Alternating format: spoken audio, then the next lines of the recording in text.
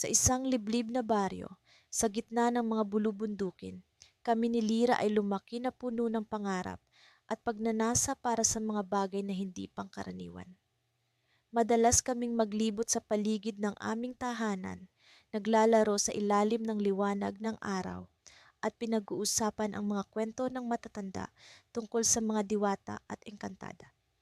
Isang gabi, habang kami ay naglalakad sa ilalim ng maliwanag na gabi, nakita namin ang isang kakaibang bituin na kumikislap ng mas maliwanag kaysa sa iba.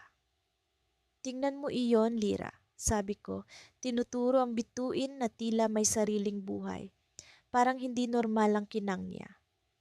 Tumango si Lira, ang kanyang mga mata ay nagliliwanag sa interes.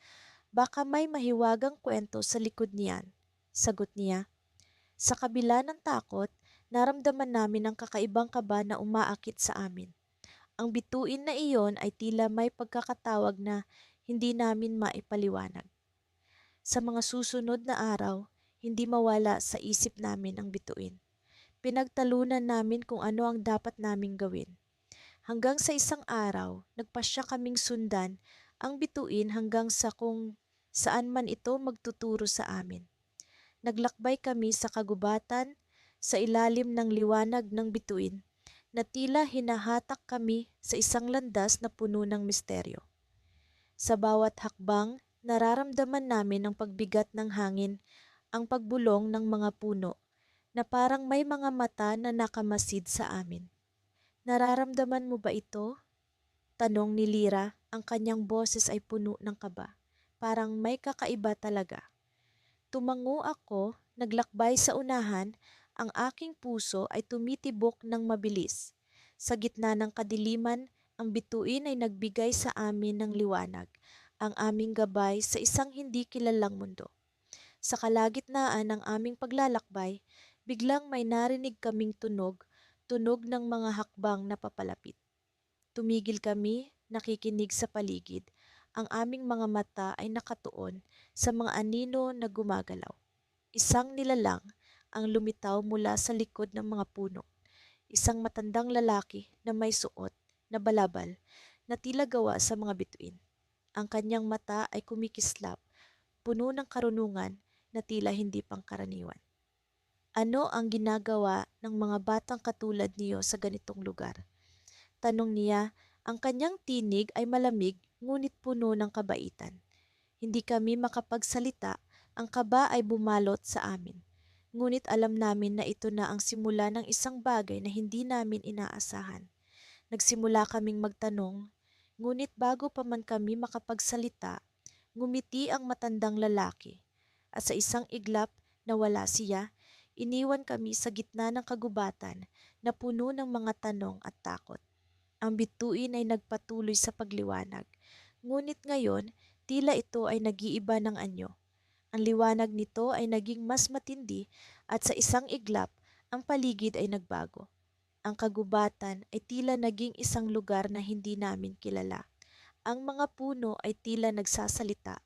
Ang hangin ay puno ng mga bulong na hindi namin maipaliwanag. Hindi namin alam kung ano ang susunod na mangyayari. Kami ni Lira ay naghahawak ng kamay, ang aming mga puso ay puno ng takot, ngunit sa aming mga mata ay naroon ang determinasyon na alamin ang katotohanan sa likod ng misteryosong bituin na iyon. Sa parehong gabi na nagbago ang aming pananaw sa mundo, kami ni Lila ay naglakad sa makipot na daan patungo sa gubat. Ang hangin ay puno ng misteryo at ang mga puno ay tila nagbubulong ng mga lihim na hindi namin maunawaan. Sa gitna ng gubat, naroon ang isang maliit na parang kung saan namin unang nakita ang bituin ng katotohanan. Ito ay isang kakaibang liwanag na naglalaro sa pagitan ng mga puno. Tila nag-aanyaya na sundan namin ito. Sa kabila ng takot at pagdududa, kami ay humakbang palapit. Ang mga hakbang namin ay sinasalubong ng malamig na hangin at malalambot na damo. Ang mga mata ni Lila ay nagniningning sa pagkasabik, habang ako naman ay nag-aalangan, ngunit hindi makapigil sa aking sarili. Ang liwanag ay umikot sa aming paligid. na para bang may sariling buhay. Sa bawat galaw nito, nararamdaman ko ang pagtibok ng puso ko na sumasabay sa kanyang ritmo. Alam mo ba kung ano ito, Lila? Tanong ko habang pinagmamasdan ang mahiwagang liwanag. Hindi ko alam, pero nararamdaman kong may mahalaga itong sasabihin sa atin. Sagot niya, ang boses niya ay puno ng pag-asa. Sa hindi maipaliwanag na dahilan, ang liwanag ay tila nag-anyaya sa amin na lumapit.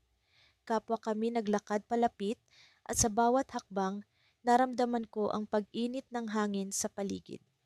Ang mga bulong ng hangin ay tila nagiging malinaw na para bang may boses na nagsasalita mula sa ibang mundo. Nang kami halos abot kamay na sa liwanag, bigla itong kumislap ng mas maliwanag kaysa dati. At sa isang iglap, kami ay napunta sa isang lugar na hindi namin mabatid. Isang kakaibang tanawin ang bumungad sa amin. Ang mga puno ay tila gawa sa kristal at ang lupa ay kumikinang sa ilalim ng aming mga paa. Ang hangin ay puno ng musika, isang hindi maipaliwanag na melodiya na tila nanggagaling mismo sa kalikasan. Nasaan tayo, Lila? Tanong ko habang ang aking mga mata ay naglalakbay sa kagandahan ng paligid. Hindi ko alam, pero nararamdaman kong ligtas tayo, sagot niya. Ang kanyang mga mata ay puno ng pagtataka at pagkamangha. Sa di kalayuan, nakita namin ang isang nilalang na hindi pangkaraniwang tao. Ang kanyang balat ay tila gawa sa liwanag at ang kanyang mga mata ay puno ng karunungan. Siya ay nakatingin sa amin na para bang hinihintay ang aming paglapit.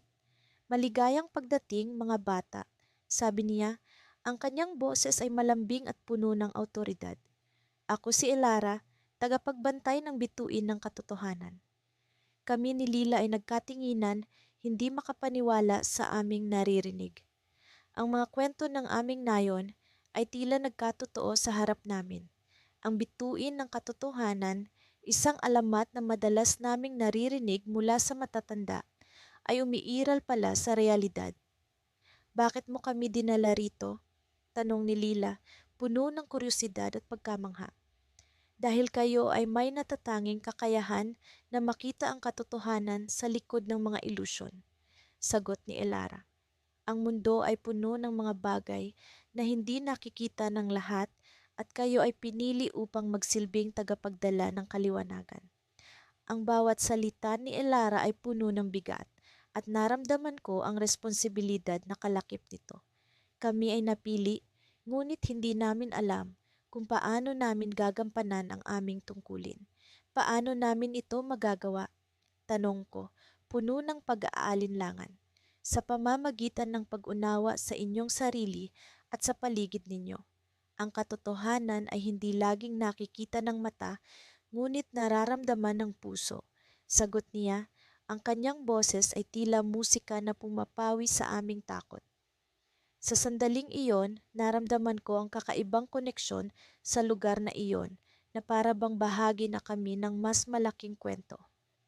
Kami ni Lila ay naglakad sa tabi ni Elara, nakikinig sa kanyang mga payo at gabay. Ngunit sa aming paglakad, isang biglang pagyanig ang nagpabago ng lahat. Ang lupa ay tila nagbukas at sa isang iglap, kami ay nahulog sa walang hanggang kadiliman. Ang mga huling tunog na narinig namin ay ang boses ni Elara, puno ng pag-aalala at babala. Nasa panganib kayo. Hanapin ang daan pabalik at huwag magpadala sa mga ilusyon. Ang aming paglalakbay sa mundo ng liwanag ay biglang naputol at kami ni Lila ay nagising sa parehong lugar kung saan kami unang nakakita ng bituin ng katotohanan. Ngunit ngayon, ang paligid ay tila puno ng pagbabanta at ang hangin ay may dalang malamig na bulong. Ang aming paglalakbay ay nagsisimula pa lamang at ang bituin ng katotohanan ay nagbigay sa amin ng mas maraming tanong kaysa sagot. Ngunit alam namin na sa likod ng bawat pagsubok, may nakatagong katotohanan na naghihintay na matuklasan. Sa kabila ng aming takot, kami ay tumayo, handang harapin ang mga hamon na dala ng bagong mundo. Ang aming pakikipagsapalaran ay puno ng panganib, Ngunit hindi kami nag-iisa. Sa aming mga puso, dala namin ang liwanag ng katotohanan, ang gabay sa aming landas. Sa ilalim ng langit na puno ng kumikinang na bituin, kami ni Mira ay naglakad papunta sa gilid ng kagubatan kung saan namin unang nakita ang tinatawag naming bituin ng katotohanan. Nagsimula ang lahat sa isang simpleng hapon habang naglalaro kami malapit sa ilog. Hindi namin inaasahan na ang aming munting paglalakbay ay magiging daan patungo sa isang hindi kapani-paniwalang mundo. Pagkarating namin sa lugar, ang hangin ay tila puno ng mahiwagang enerhiya. Ang mga dahon ng puno ay kumikislap sa liwanag ng buwan at sa gitna ng madilim na kagubatan. Ang bituin ng katotohanan ay naglalabas ng kakaibang liwanag na tila umaakit sa amin. Ang bituin ay hindi ordinaryo. Ito ay may hugis na tila gawa sa mga lumang salin-saling kwento, puno ng simbolismo at mga lihim na naghihintay na matuklasan. Mira, nararamdaman mo ba? Tanong ko habang ang malamig na hangin ay bumabalot sa amin. Ang pakiramdam ay parang isang paanyaya mula sa isang hindi kilalang mundo. Oo, parang may sinasabi ang hangin, sagot ni Mira. Ang kanyang mga mata ay puno ng pagkamangha habang nakatingin sa bituin.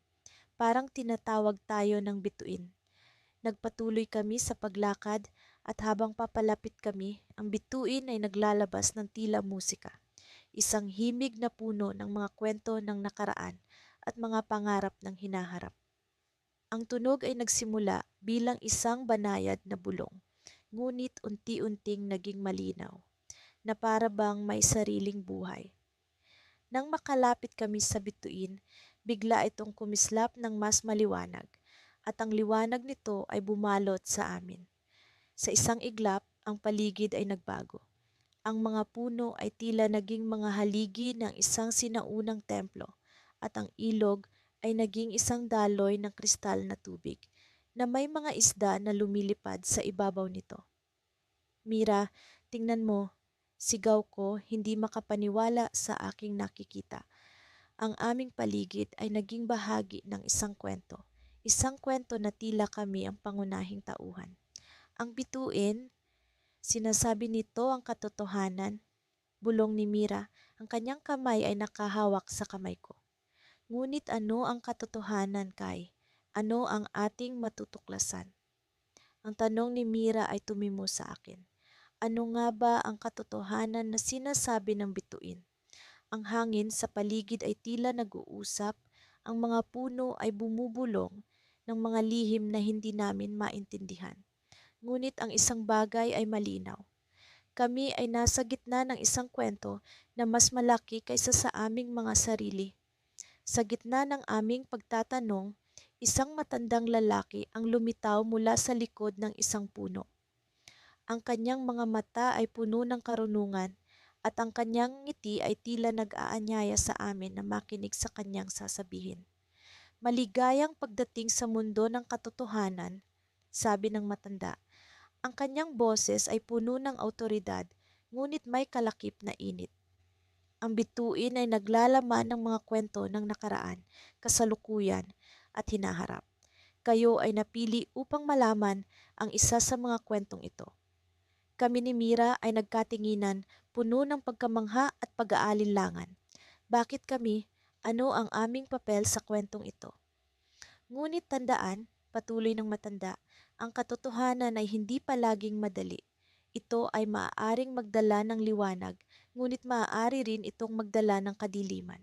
Ano ang inyong pipiliin? Ang kanyang tanong ay nagbigay ng mas malalim na kahulugan sa aming paglalakbay. Kami ba ay handang harapin ang katotohanan kahit ano pa ang hatid nito? Biglang, ang bituin ay kumislap muli, mas maliwanag kaysa kanina, at sa isang iglap, nakita ko ang mga imahe ng aming bayan, ang mga tao, ang mga pangyayari na tila nag-uugnay sa aming kasaysayan. Ngunit sa gitna ng mga imaheng iyon, may isang larawan na hindi ko inaasahan. Isang larawan ni Mira na tila may hawak na mahiwagang bagay. Isang bagay na tila may kapangyarihang baguhin ang lahat. Mira, ano ito? Tanong ko, ang aking puso ay puno ng kaba at pag-usisa. Ngunit bago pa makasagot si Mira, biglang naglaho ang imahe at kami ay bumalik sa aming paligid. Ang bituin ay nagbabalik sa dati nitong liwanag. Ang matandang lalaki ay naglaho, ngunit ang kanyang mga salita ay nanatili sa aming isipan. Ano ang ibig sabihin ng larawan? Ano ang kapangyarihan ni Mira na hindi pa namin nauunawaan? Habang kami ay umalis sa kagubatan, dala ang mga tanong at ang hindi inaasahang katotohanan, alam kong hindi pa tapos ang aming paglalakbay. Ang bituin ng katotohanan ay nagbigay sa amin ng isang sulyap sa isang mas malalim na kwento. Isang kwento na kami mismo ang kailangang tuklasin. At sa aming pagbabalik sa bayan, alam kong kami ay hindi na pareho.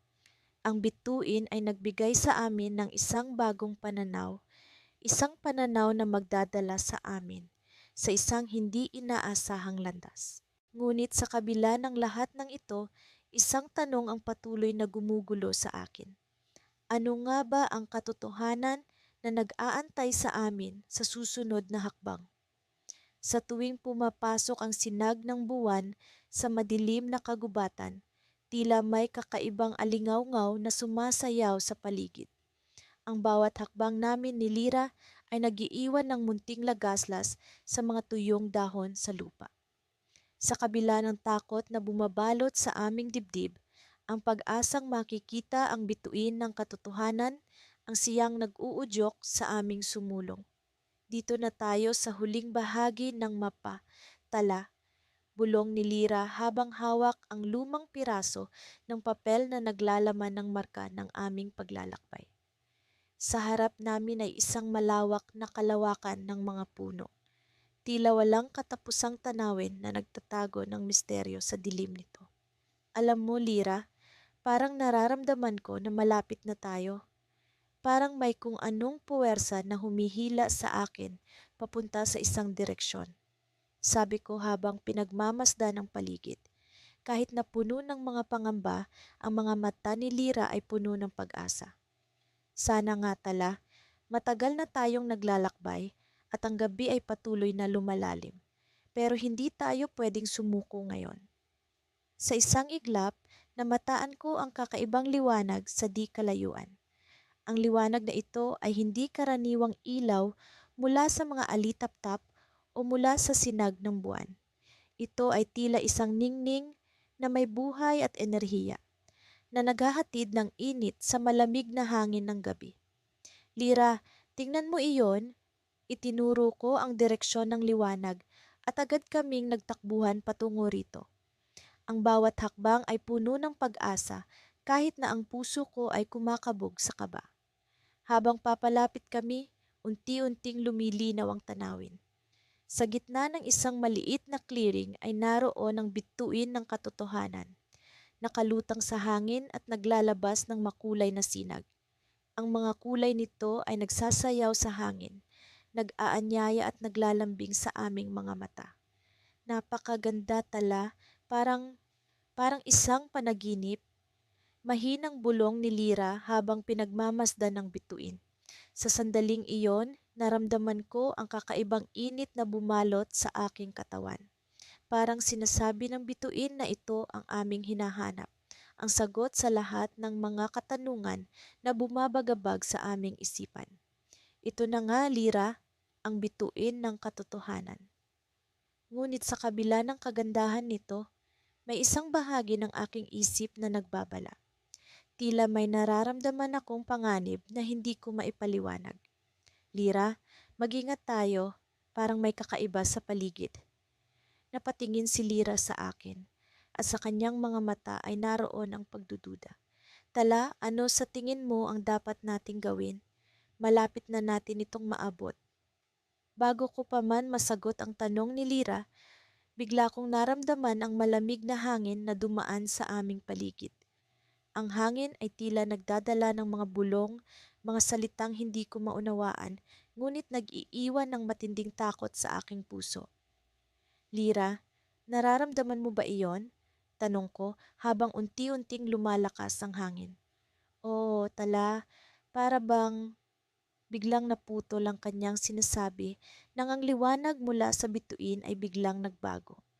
Ang makulay na sinag ay unti-unting naging madilim hanggang sa ito ay naging itim na ilaw na nakakatakot tingnan. Lira, kailangan natin umalis. Sigaw ko habang hinahatak siya palayo sa bituin. Ngunit bago pa man kami makalayo, isang malakas na puwersa ang bumalot sa aming katawan at kami ay nawala sa aming kinatatayuan. Sa isang iglap, naramdaman ko ang malamig na dampi ng hangin sa aking pisngi.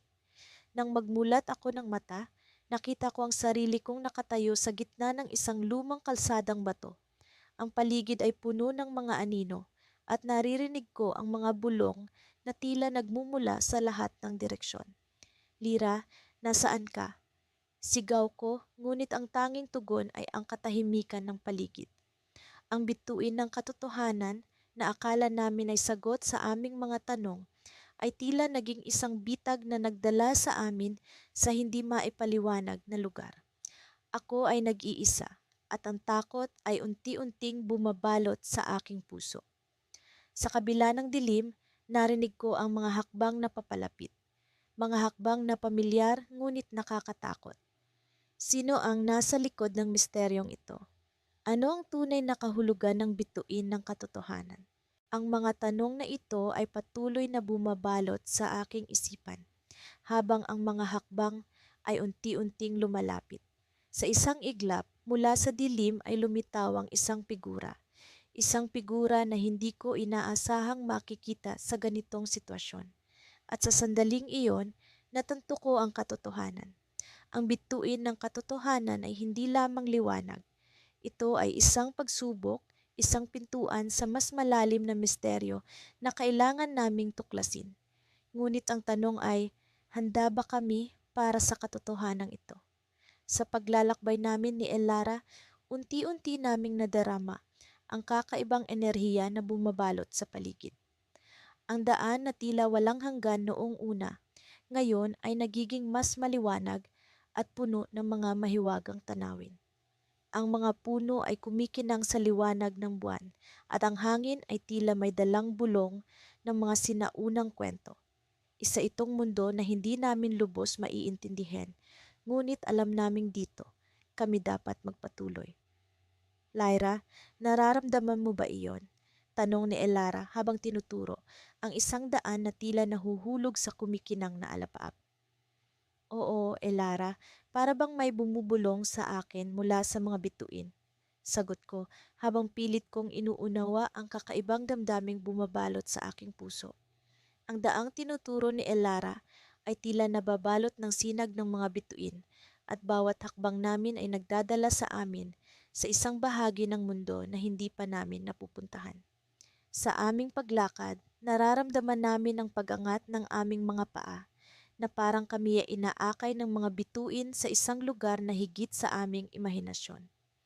Nilakbay namin ang daang iyon ng may pag-asam at pagkamangha. Sa aming paglalakad, biglang nagkaroon ng liwanag na kumislap sa harap namin. Ang liwanag ay lumitaw mula sa isang sinaunang tore na nakatayo sa gitna ng isang burol. Ang tore ay tila gawa sa mga kristal na kumikinang sa sinag ng buwan. Sa tuktok nito, may isang bituin na nag-aalab sa liwanag na hindi pa namin nakita. Lira, ito na kaya ang bituin ng katotohanan?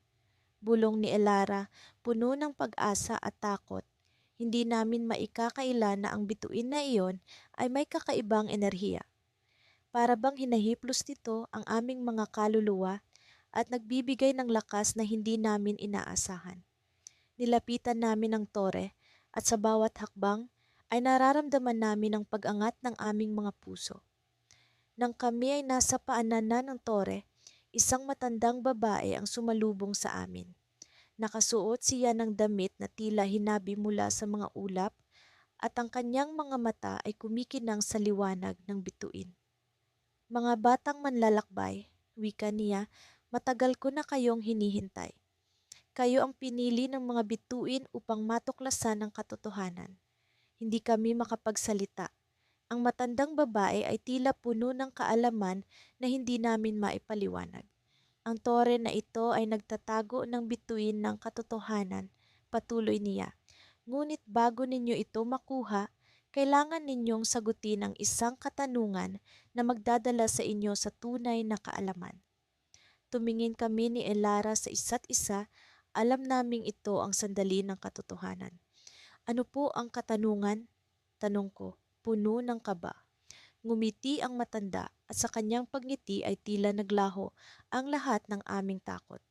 Ano ang mas mahalaga, ang pag-alam ng katotohanan o ang pag-unawa sa sarili? Napatigil kami. Ang katanungang iyon ay hindi simple at alam naming ang sagot ay magdadala sa amin sa landas na hindi na namin mababalikan. Lyra, anong sa tingin mo? Tanong ni Elara, puno ng pag-aalinlangan. Sa pag-iisip namin, biglang nagbago ang paligid. Ang tore ay tila umikot at sa bawat galaw nito ay nagbabago ang tanawin sa paligid. Ang bituin sa tuktok ay nag-aalab ng mas maliwanag at ang mga kristal na bumabalot sa tore ay lumiliwanag sa bawat pag-iisip namin. Biglang naglaho ang matandang babae at kami na lang ang naiwan sa harap ng tore. Ang bituin ay tila bumaba at unti-unting lumapit sa amin. Sa kanyang paglapit, naramdaman namin ang init ng kanyang liwanag at ang enerhiya na bumalot sa amin ay nagbigay ng kapayapaan.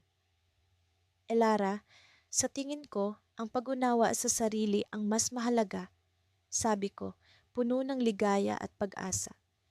Ngumiti si Elara at tila isang liwanag ang bumalot sa kanya. Oo, Lyra.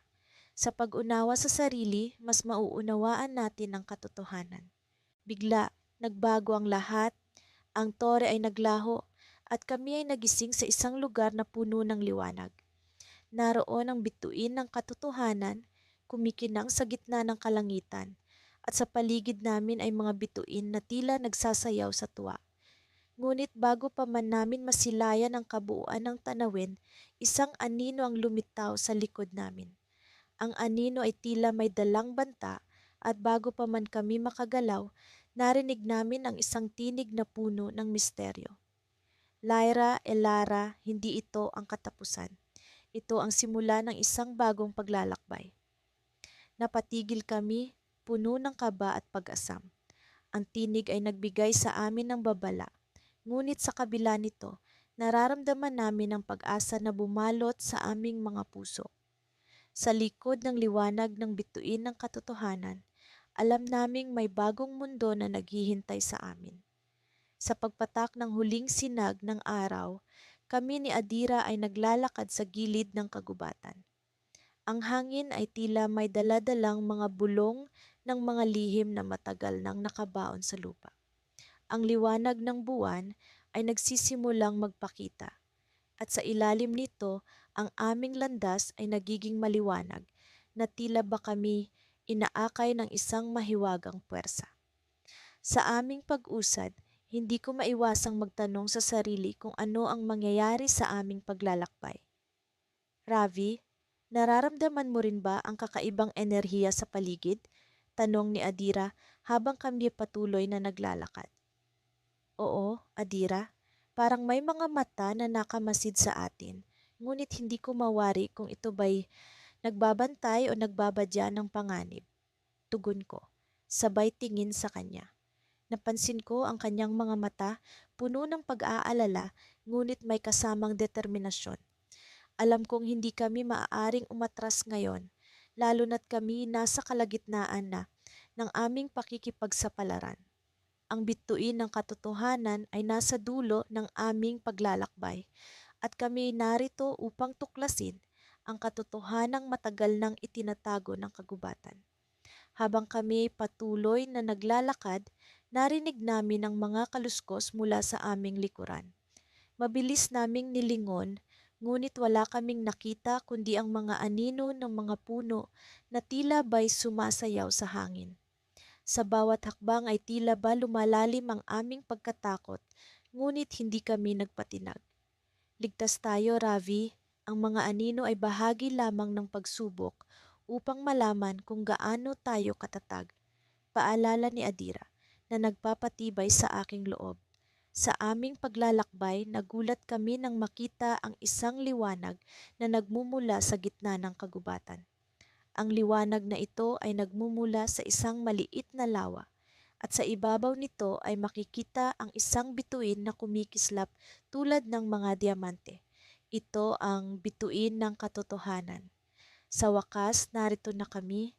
Nilapitan namin ang lawa at sa bawat hakbang ay nararamdaman namin ang pag-init ng paligid. Tila ba ang liwanag mula sa bituin ay nagbibigay ng init na nagpapalakas ng aming pagnanasa na malaman ang katotohanan. Sa paglapit namin, nakita namin ang aming mga refleksyon sa tubig at sa isang iglap, ang aming mga refleksyon ay nagsalita. Ravi, Adira, handa na ba kayong malaman ang katotohanan na magbabago sa inyong mga buhay? Tanong ng aming mga refleksyon na naging sanhi ng aming pagkabigla. Handa kami, sabay naming sagot, kahit pa ang aming mga puso ay puno ng kaba. Sa isang kisap mata, ang tubig sa lawa ay kumulo at mula sa gitna nito ay lumitaw ang isang imahe. Ang imahe ay nagpakita ng aming bayan, ngunit hindi ito tulad ng aming nakasanayan. Ang mga bahay ay tila ba naglaho at ang mga tao ay naglalakad ng walang direksyon. Ang kanilang mga mukha ay puno ng kalungkutan. Ang inyong bayan ay nakatakdang maglaho sa oras na ang bituin ay bumagsak sa lupa. Sabi ng aming mga refleksyon na nagdulot ng matinding takot sa aming mga puso.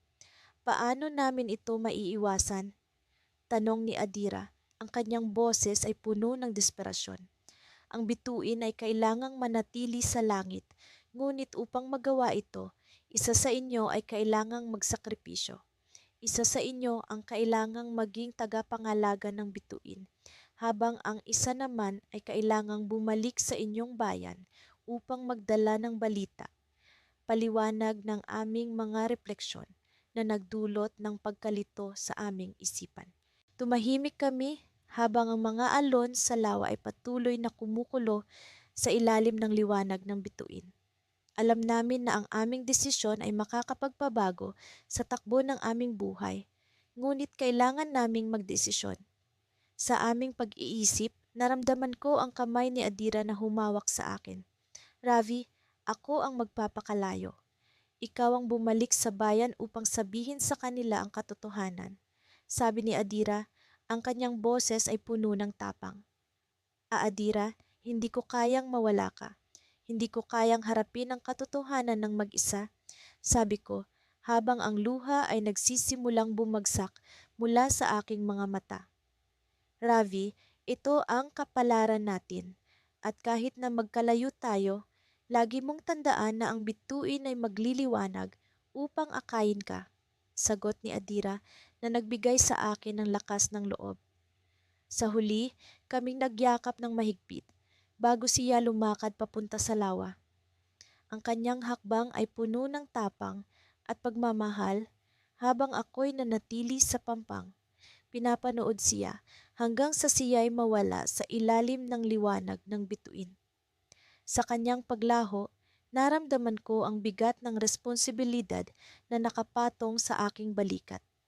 Ang katotohanang aking natutunan ay hindi lamang tungkol sa aming bayan, kundi pati na rin sa sakripisyo ng kaibigan na naging bahagi ng aking buhay.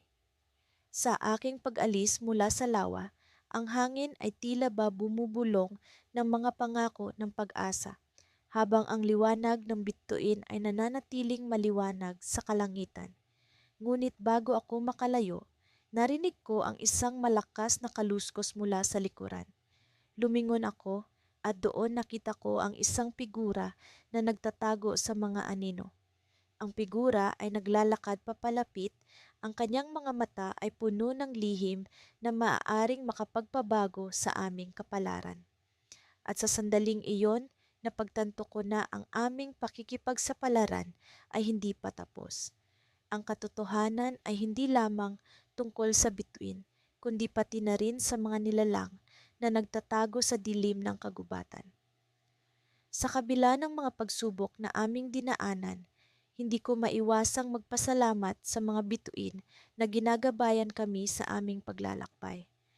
Kasama ko si Lila, ang aking matalik na kaibigan. Sa paglalakbay na ito, isang paglalakbay na hindi namin akalaing magdadala sa amin sa hangganan ng realidad at pantasya. Sa simula, ang aming layunin ay simpleng tuklasin ng bituin ng katotohanan, isang alamat na palaging kinukuwento sa amin ng mga matatanda sa aming baryo. Ngunit habang patuloy kaming naglalakad sa landas na tila walang katapusan, nararamdaman ko ang bigat ng responsibilidad na dala namin. Lila, sa tingin mo ba tama ang direksyon natin? Tanong ko habang panandaliang huminto kami sa ilalim ng isang puno. Tama naman, pero parang may kakaiba rito sa paligid. Sagot niya. Napansin ko rin ang kakaibang katahimikan sa paligid. Parang may mga matang nagmamasid sa amin, bagamat wala kaming nakikita, kundi ang mga puno at ang makapal na ulap ng gabi. Nagpatuloy kami sa paglalakad hanggang sa marating namin ang isang malawak na kapatagan. Sa gitna nito ay isang makintab na bato na tila sumasalamin sa liwanag ng buwan. Agad kaming lumapit dito at nang hinawakan ko ito, biglang bumalot sa amin ang liwanag na nagpakita ng mga imaheng hindi ko inaasahan. Lila, tingnan mo, sigaw ko habang ipinapakita sa kanya ang mga imaheng lumilitaw sa liwanag. Isa itong eksena mula sa aming nakaraan, mga alaala ng aming kabataan, mga tawanan at mga pangarap. Nakakabighani ang diwa ng bato, ngunit kaakibat nito ay ang bigat ng mga alaala na tila bumabalik sa amin upang paalalahanan kung bakit kami narito. Habang nakatitig kami sa bato, unti-unting lumitaw ang isang imahe ng isang matandang lalaki na nakasuot ng damit na gawa sa mga bituin.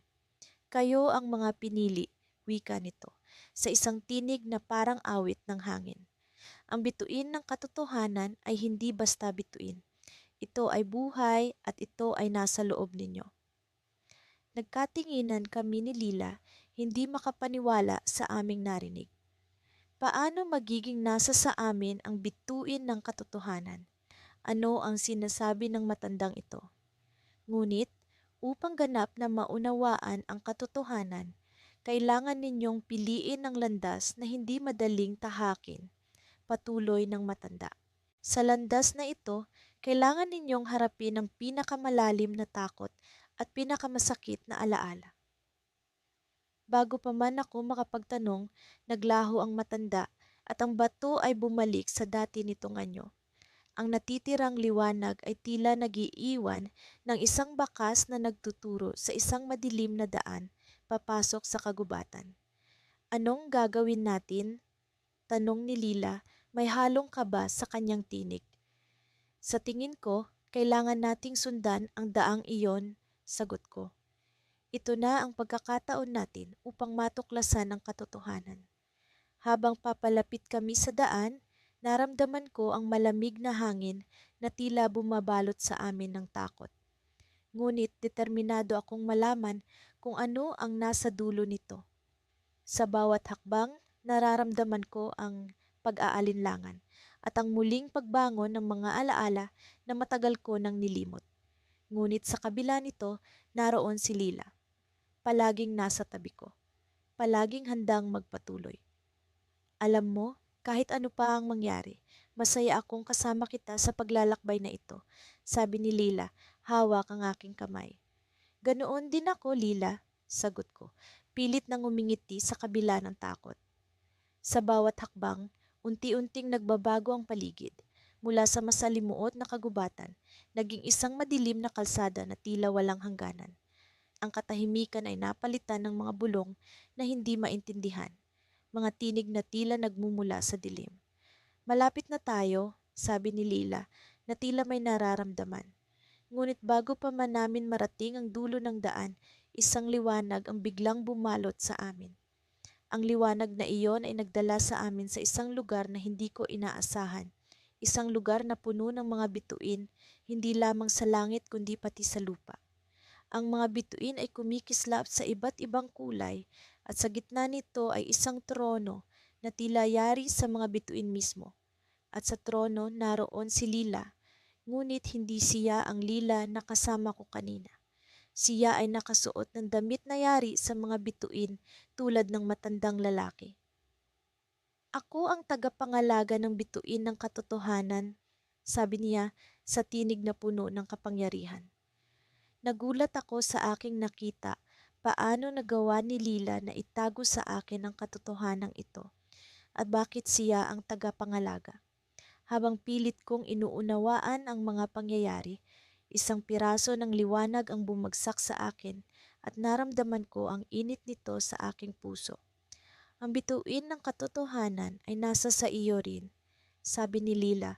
Ngayon ay may halong lungkot sa kanyang tinig. Ngunit may kapalit ang lahat ng ito. Hindi ko alam kung ano ang ibig niyang sabihin. Ngunit bago ko pa man maitanong, unti-unting naglaho ang liwanag at ang mundo ay binalot ng dilim. Ang susunod na mangyayari ay hindi ko alam, isang cliffhanger ng aming paglalakbay sa pagitan ng liwanag at dilim. Sa paglalakbay namin ni Amihan, ang aking matalik na kaibigan, patungo sa pinakailalim na bahagi ng kagubatan, dama ko ang kakaibang enerhiya na bumabalot sa amin. Parang may isang mahiwagang puwersa na nag-uudyok sa amin na ipagpatuloy ang aming misyon. Ang paghahanap sa bituin ng katotohanan, isang sinaunang alamat na nagsasabing kaya nitong magbigay ng walang kapantay na kaalaman at karunungan sa sinumang makakakita nito. Bago pa man kami nakarating sa destinasyon, marami na kaming mga pagsubok na nadaanan. Mga espiritu ng kagubatan na sinusubok ang aming determinasyon, mga ilusyon na naglalayong iligaw kami, at mga paminsang bulong na tila ba nanggagaling sa mismong hangin. Ngunit sa kabila ng lahat ng ito, hindi kami pinanghinaan ng loob. Alam namin na ang paghahanap na ito ay hindi lamang tungkol sa pagtuklas ng isang bituin, kundi tungkol din sa paglalakbay na maghuhubog sa aming pagkatao. Habang naglalakad kami sa isang makitid na daan na natatakpan ng mga lumot at damo, napansin ko ang kakaibang kinang sa gilid ng aking paningin. Tila ba may isang bagay na nagtatago sa likod ng mga puno. Amihan, nararamdaman mo ba iyon? Tanong ko habang iniiwas ang tingin sa kinang. Oo, parang may sumusunod sa atin. Sagot niya na may halong pag-aalinlangan. Nagpasiya kaming sundan ang kinang na iyon kahit na alam naming maaari itong magdala sa amin sa panganib. Sa bawat hakbang, ang liwanag ay lalong nagiging maliwanag hanggang sa umabot kami sa isang maliit na clearing kung saan ang bituin ng katotohanan ay nakalutang sa gitna. Hindi ko maipaliwanag ang aking nararamdaman. Ang bituin ay tila ba nababalutan ng mga lumang kwento at lihim ng mundo. Alam kong ito na ang hinahanap namin, ngunit bago pa man kami makalapit, isang matandang lalaki ang lumitaw mula sa likod ng mga puno. Ang kanyang buhok ay puting-puti at ang kanyang mga mata ay puno ng karunungan. Maligayang pagdating, mga kabataan, bati niya. Matagal ko nang hinihintay ang inyong pagdating. Nagkatinginan kami ni Amihan, hindi alam kung paano magre-react. Sino ka po? Tanong ni Amihan na may halong kaba sa kanyang tinig. Ako si Mang Luntiang, tagapangalaga ng bituin ng katotohanan, sagot niya sabay ng ngiti. Alam kong hindi madaling makarating dito, ngunit hindi pa ito ang wakas ng inyong paglalakbay. Ang bituin na ito ay hindi basta-basta ibinibigay sa sinuman. Biglang nagbago ang anyo ng paligid. Ang kagubatan ay tila ba nagiging isang palasyo ng mga salamin kung saan makikita namin ang aming mga sarili sa iba't ibang anyo, mga anyong hindi namin inaasahan. Sa isang salamin, nakita ko ang sarili kong nagtatagumpay sa aking mga pangarap, habang sa isa naman ay nakikita ko ang isang anyo na puno ng takot at pag-aalinlangan. Mangluntiang, ano po ito? Tanong ko habang nakatingin sa aking mga anyo. Ang bituin ng katotohanan ay nagpapakita ng mga posibilidad.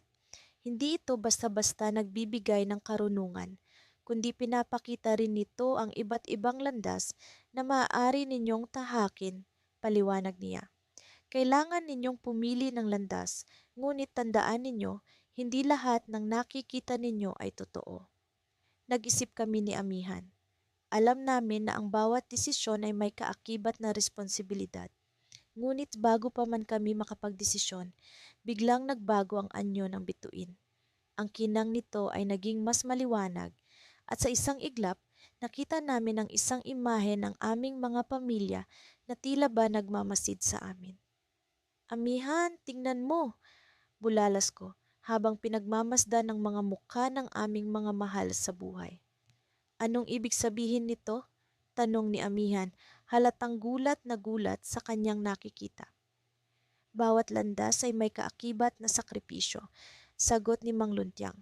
Kailangan ninyong piliin kung ano ang pinakamahalaga para sa inyo. Sa puntong iyon, naramdaman ko ang bigat ng desisyon namin. Kahit na ang bituin ay nag-aalok ng walang kapantay na karunungan, may kapalit ito na hindi namin inaasahan. Ngunit bago pa man kami makapagdesisyon, biglang naglaho ang imahe ng aming mga pamilya at ang bituin ay tila ba nagkaroon ng sariling buhay. Ang kinang nito ay naging isang alon ng liwanag na bumalot sa amin. Hindi ko inakala ang magiging susunod na pangyayari. Mula sa liwanag, isang bagong mundo ang lumitaw.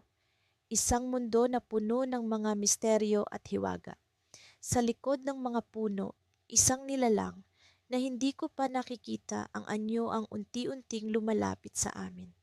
Mang Luntiang, ano po ito? Tanong ni Amihan habang unti-unting lumalapit ang nilalang.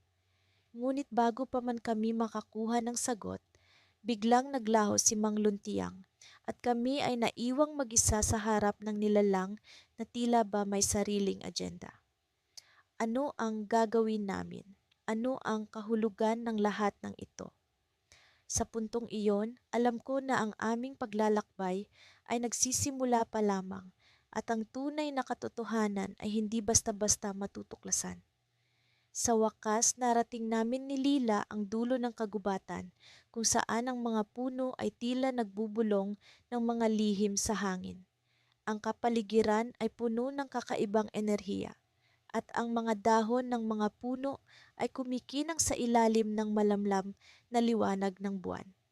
Ang pakiramdam ko ay parang nasa ibang mundo kami, isang mundo kung saan ang mga kwento ng mga nakaraang henerasyon ay nabubuhay sa bawat sulok. Handa ka na ba?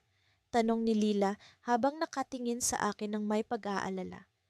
Tumango ako, bagaman ang kaba sa aking dibdib ay hindi maitatanggi. Ang aming misyon ay tila napakalapit na, ngunit ang bawat hakbang na nalalapit kami sa bituin ng katotohanan ay nagdadala ng mas maraming tanong kaysa sagot. Napakaraming kwento ang narinig namin tungkol sa mahiwagang bituin na ito. Sinasabing sino man ang makakita nito ay bibigyan ng kakayahang malaman ang pinakamalalim na katotohanan ng kanilang puso. Ngunit wala sa amin ang nakasisigurado kung ano nga ba ang katotohanan iyon o kung handa nga ba kami sa mga maaaring ipakita nito. Nang lumabas kami sa isang malawak na clearing, doon namin nakita ang bituin ng katotohanan. Walang duda, ito ang aming hinahanap. Nagdiningning ito sa gitna ng isang maliit na lawa. Ang liwanag nito ay sumasalamin sa tubig, naglalabas ng malasapiryong sinag na tila sumasayaw. Napakaganda, bulong ni Lila habang unti-unti kaming lumalapit. Hindi ko maalis ang mga mata ko sa bituin. Ang kanyang liwanag ay parang humihila sa akin, isang tawag na hindi ko magawang labanan. Habang kami ay papalapit, ang tunog ng tubig na dumadaloy sa paligid ay tila nagiging musika. Isang himig na nagpapatahimik sa aming mga takot. Ngunit sa kabila ng kagandahan ng tanawin, may parte ng aking isip na nag-aalala. Ano nga ba ang magiging epekto nito sa amin? Ano ang katotohanang ito na napakahalaga sa aming paglalakbay? Naku, tignan mo, biglang sabi ni Lila, tinuturo ang isang bahagi ng lawa. Sa gilid nito, may lumilitaw na mga imahe, mga larawan ng aming nakaraan, mga alaala na matagal nang nakalimutan. Nakita ko ang aking sarili, mas bata, tumatakbo sa palaruan kasama si Lila. Ang mga ngiti naming dalawa ay punong-puno ng kasiyahan at kalayaan. Nakita ko ang mga unang araw ng aming pagkakaibigan, ang mga pagkakataong nagkasundo kami sa halos lahat ng bagay. Subalit, habang patuloy na lumilitaw ang mga imahe, unti-unti itong nagiging mas malalim. Mga alaala ng mga pag-aaway, mga hindi pagkakaintindihan, mga lihim na hindi namin kailanman naibahagi sa isa't isa, mga takot na itinago namin sa likod ng mga nangiti, mga pangarap na hindi namin natupad dahil sa takot na baka hindi kami magtagumpay. Alam mo ba ang ibig sabihin nito? Tanong ko kay Lila, umaasang may sagot siya sa mga tanong na bumabagabag sa akin. Sa tingin ko, kailangan nating harapin ang mga katotohanan ito. Sagot niya, bagaman ang kanyang boses ay puno rin ng pagdadalawang isip. Ito ang pagkakataon natin na malaman kung ano ang tunay na mahalaga. Sumang-ayon ako kahit na ang bawat hakbang na nalalapit kami sa bituin ay puno ng pangamba. Ngunit sa kabila ng takot, ang pag-asang malaman ng katotohanan ay tila mas matimbang. Nang kami ay tuluyang nasa harap ng bituin, ang liwanag nito ay naging mas maliwanag, halos nakakapaso. Ang tubig sa paligid ay tila nagiging salamin, naglalantad ng hindi lamang aming nakaraan, kundi pati ang aming hinaharap. Doon ko nakita ang isang imahe na hindi ko inaasahan, isang posibilidad na hindi ko kailanman naisip. Ako, nag-iisa, sa isang hindi pamilyar na lugar, habang si Lila ay nasa kabilang panig, tila may ibang kasama. Ang larawan ay patuloy na nagbabago, ngunit ang damdaming hatid nito ay hindi nagbabago. Isang pag-iisa, isang paglalayo. Lila, ano ito? Tanong ko, halos hindi ko makilala ang sarili kong boses dahil sa pinaghahalong takot at pagkalito. Ngunit bago pa man siya makasagot, biglang nag-iba ang hangin. Ang kalmadong musika ng tubig ay napalitan ng isang masiglang ingay, at ang bituin ay tila nagbago ng hugis, naging mas maliwanag, halos sumabog sa liwanag.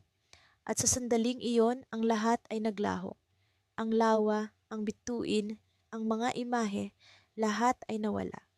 Naramdaman ko ang pagkalunod sa kadiliman, ang kawalan na tila sumasakal sa akin. Nang bumalik ang liwanag, nag-iisa na ako.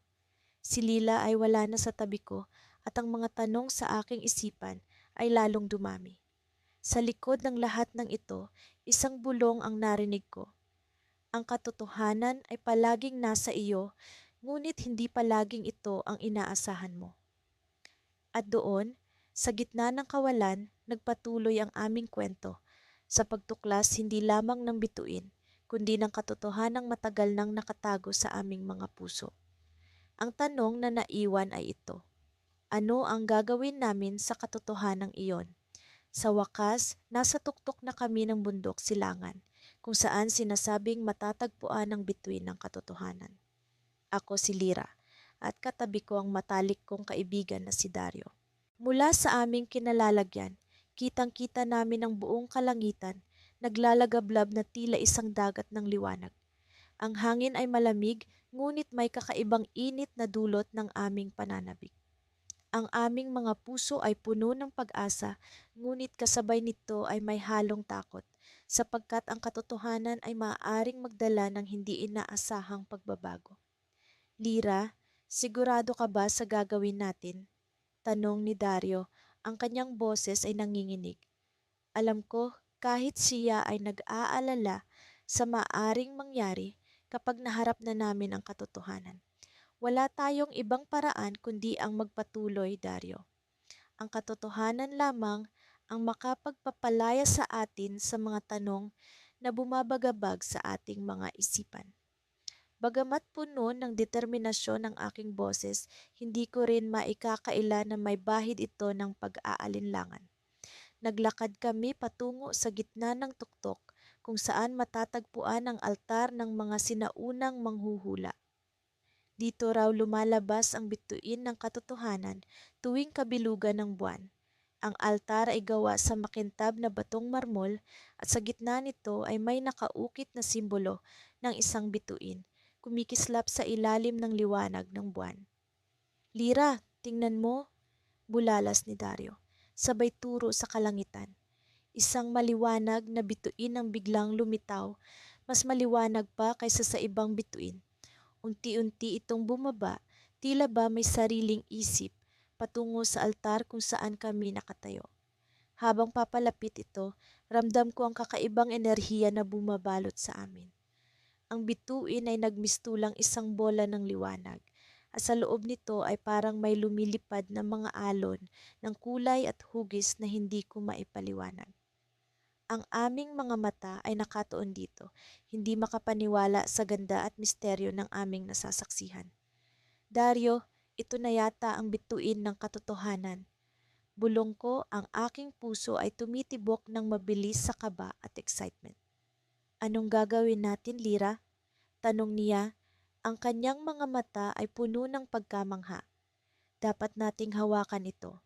Sinasabi ng alamat na kapag hinawakan mo ang bituin, ipapakita nito ang katotohanan na hinahanap ng iyong puso. Sagot ko, bagamat hindi ko tiyak kung tama ba ang aking gagawin.